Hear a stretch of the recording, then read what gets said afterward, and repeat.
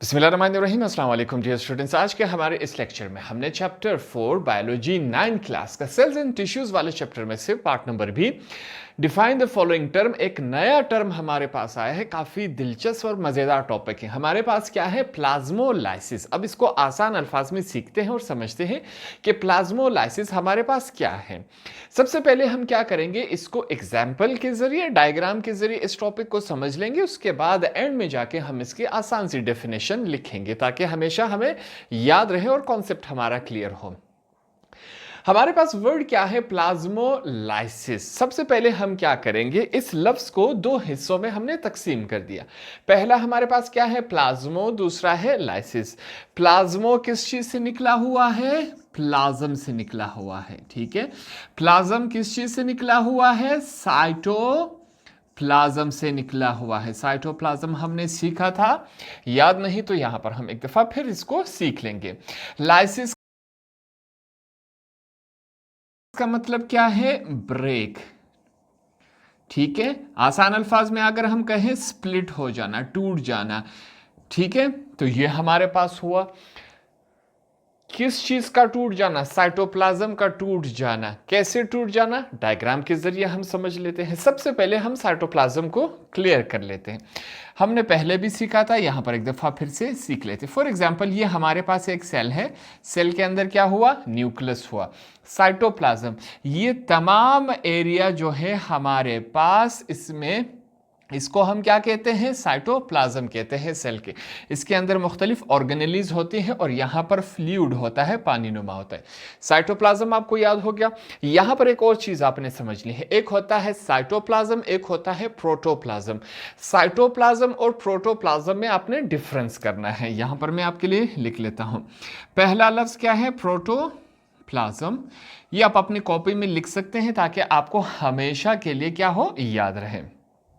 Cytoplasm हमने क्या कहा? सेल के अंदर ये जो इलाका है, इसे पूरा जो खाली इलाका है जिसमें फ्लूइड होगा, पानी नुमा होगा, उसे हम क्या कहेंगे? साइटोप्लाज्म कहेंगे। अब यहां पर हमने ये जो न्यूक्लियस था उसकी बात नहीं की थी। ये जो बाहर वाला जितना इलाका है न्यूक्लियस के अलावा, उसे हम साइटोप्लाज्म कहते हैं। अगर इसी इलाके के साथ हम न्यूक्लियस की भी बात करें तो उसे क्या कहेंगे? प्रोटोप्लाज्म, उसे प्रोटोप्लाज्म कहेंगे। क्या डिफरेंस हुआ? अगर न्यूक्लियस के बगैर इस तमाम इलाके को पढ़े तो साइटोप्लाज्म, अगर न्यूक्लियस के साथ इस तमाम इलाके को हम पढ़े तो क्या हुआ? प्रोटोप्लाज्म हुआ। यह कॉन्सेप्ट क्लियर हो गया आपको। अब चलते हैं हमारे पास प्लांट सेल की तरफ। ठीक है, प्लांट सेल के दो मेम्ब्रेन्स होते। फॉर एग्जांपल, हमारे पास ये क्या है? एक प्लांट का सेल है। अब इस प्लांट के सेल के अंदर क्या है? पानी की मिकदार ज्यादा है। इसके अंदर क्या है? इस साइटोप्लाज्म के अंदर क्या है? पानी ज्यादा है। प्रोटोप्लाज्म कहूं तो न्यूक्लियस के साथ, साइटोप्लाज्म कहूं बिना न्यूक्लियस के, दोनों आपको क्लियर हो गए। अब इस प्रोटोप्लाज्म में जो है पानी की मिकदार क्या है? ज्यादा है। बाहर सॉल्यूट क्या है? साल्ट यहां पर ज्यादा है। फॉर एग्जांपल, सेल के बाहर क्या है? सॉल्यूट ज्यादा है इसकी मिकदार। हमने सीखा था पानी जो है हमेशा सॉल्यूट के पीछे जाता है। अब यहां पर पानी ज्यादा है, सॉल्यूट कम है। सेल के बाहर पानी कम है, सॉल्यूट ज्यादा है, तो पानी जो है वो सॉल्यूट के पीछे जाएगा।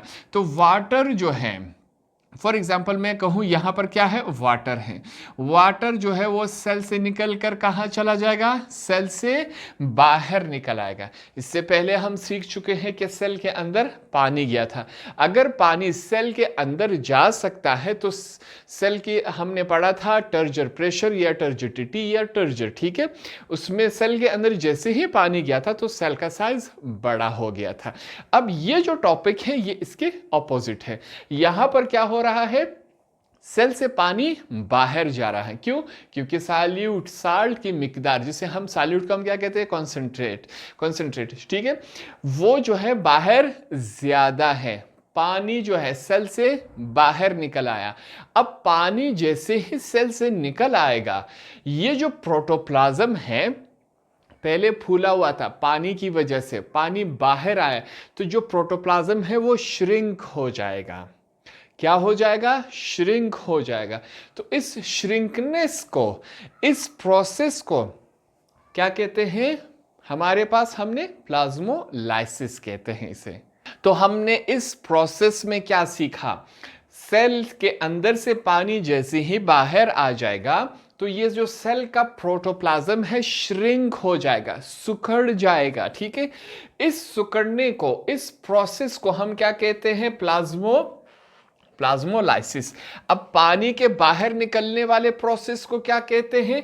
उसे एक्स ऑस्मोसिस कहते हैं। ये जो एक्स ऑस्मोसिस और प्लाज्मोलाइसिस में डिफरेंस क्या है? पानी के बाहर जाने को हम क्या कहते हैं? Exosmosis. मतलब क्या हुआ? If water moves out of the cell then it is called exosmosis. और ये जो हमारे पास प्रोटोप्लाज्म है ये श्रिंक हो गया, सुकड़ गया, इस प्रोसेस को हम क्या कहते हैं? प्लाज्मोलाइसिस। अब प्रोटोप्लाज्म क्यों सुखड़ गया? क्योंकि एक्स ऑस्मोसिस हुआ। ये बातें आपको क्लियर हो गई? आसान अल्फाज में हमने इसको समझ लिया। अब हम चलते हैं इसके डेफिनेशन की तरफ। तो यहां पर हम डेफिनेशन में क्या लिखेंगे? The shrinkage of protoplasm of plant cell due to X osmosis of water is called plasmolysis। हमारे पास अगर प्लांट सेल का प्रोटोप्लाज्म श्रिंक हो जाए, सुखड़ जाए, किसकी वजह से सुखड़ जाए? Due to exosmosis. Exosmosis की वजह से अगर प्लांट सेल का प्रोटोप्लाज्म सुखड़ जाए तो इस प्रोसेस को हम क्या कहते हैं? प्लाज्मोलाइसिस। एक्स ऑस्मोसिस किसे कहते हैं? If water moves out of the cell से पानी के बाहर जाने के प्रोसेस को क्या कहते हैं? X osmosis. प्लांट के प्रोटोप्लाज्म का सुखड़ जाना, श्रिंक हो जाना, इस प्रोसेस को हम क्या कहते हैं? प्लाज्मोलाइसिस। तो हमने इस टॉपिक को आसान अल्फाज में सीख लिया। होप आपको यह आसानी से समझ आ गया होगा।